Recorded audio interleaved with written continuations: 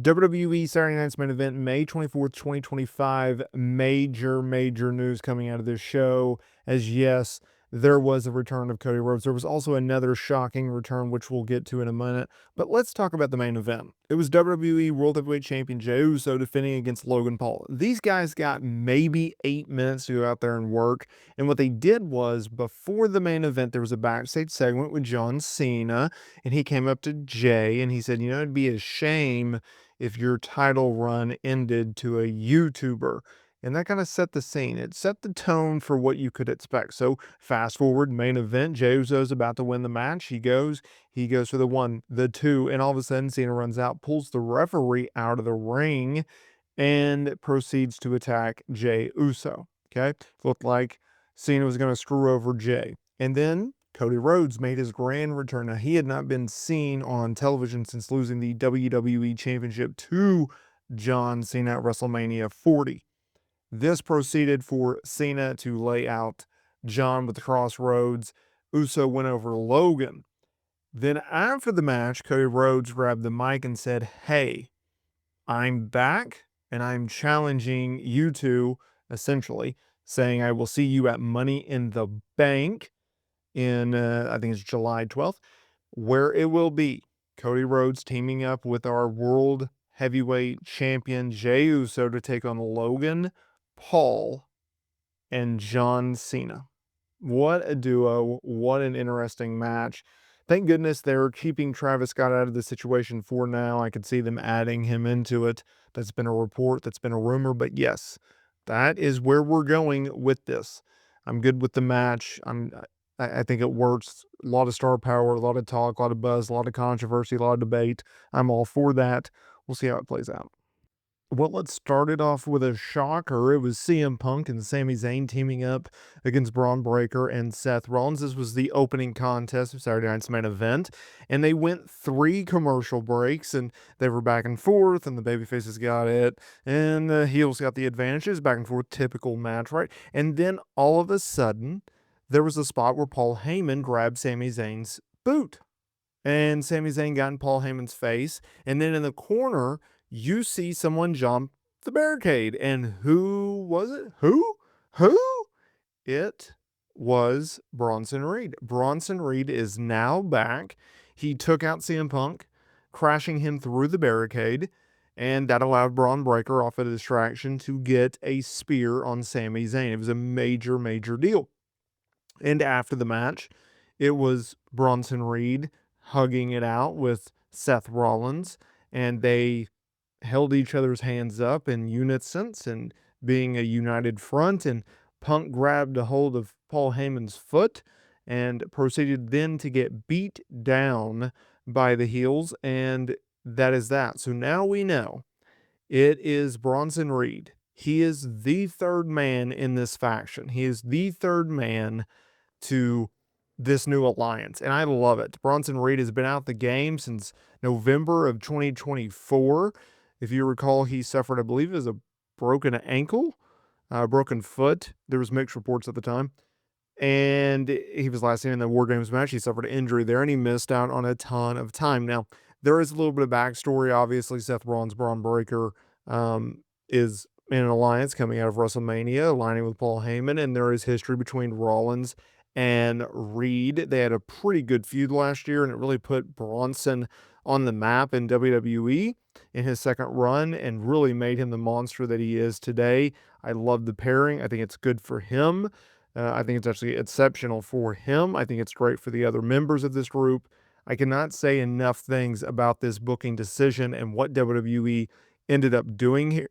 I just think it's fantastic. We'll see where he gets slotted. Currently you have Seth Rollins and Bron Breakker feuding with CM Punk and Roman Reigns. Sami Zayn has entered the fold, so maybe they felt like, okay, well, we need a third guy anyway for this faction. Let's get Bronson in there. We're already having Sami involved in the feud. Maybe that was their direction, the way they felt.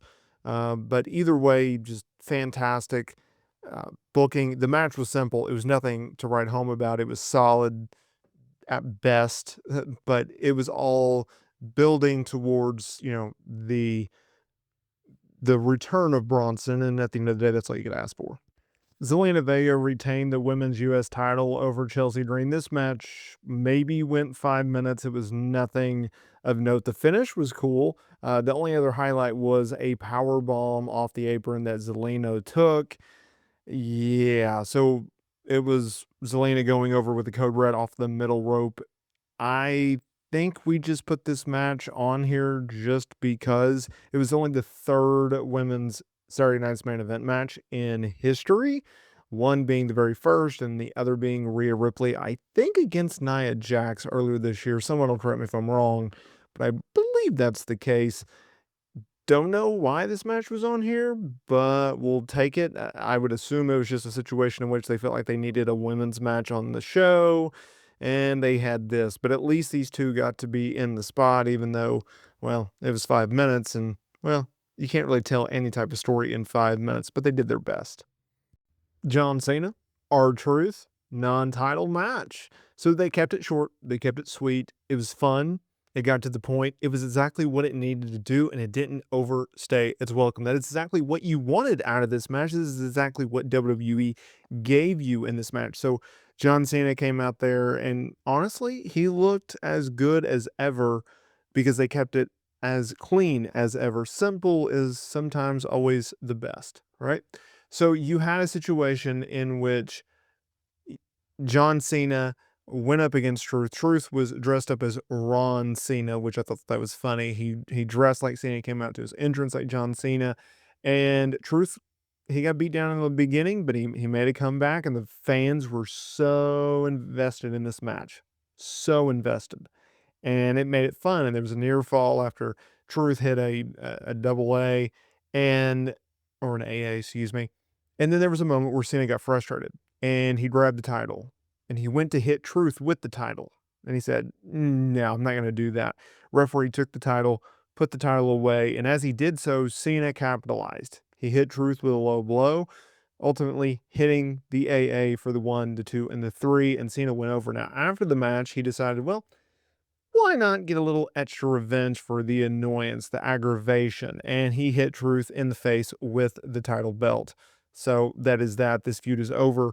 One done. Thank you, ma'am. And we're on to the races. Where we go from here, I don't know. But Monday Night Raw, John Cena is advertised, and we will see what they have in store for him at Money in the Bank. So we had Damian Priest, Drew McIntyre, Steel Cage. They got things started outside of the cage at first. There was a few chairs introduced, I believe, by Drew McIntyre. They worked a very solid match. I wouldn't say it was anything to write home about, but this was the grudge match, and it was Damian Priest going over. Now, what's interesting is how they went about this. And anytime you go this direction, it kind of ends like this because the baby face comes across as like the bad guy and you get sympathy for the heel in some ways. So what happened was you had a situation in which Drew got his comeuppance, right? Damian beamed down him with a chair, including a throat shot, and he hit the South of Heaven, and then he did the concerto to Drew before walking out of the cage. Now, I initially thought they were going to be doing some type of injury angle and writing Drew off television. That was not the case because Drew got out of the ring unassisted. So he's seemingly not off of television, but it looked like it there for a minute. They brought out the stretcher. Uh, the fans didn't know how to react to it because it's like, yeah, the babyface got his comeuppance, he got his revenge, got payback, but like at the same time, like that's not what a babyface is supposed to do. You're not supposed to go that far, type of thing. It always sucks when they do that, but yeah, Damian Priest went over, and this feud is over.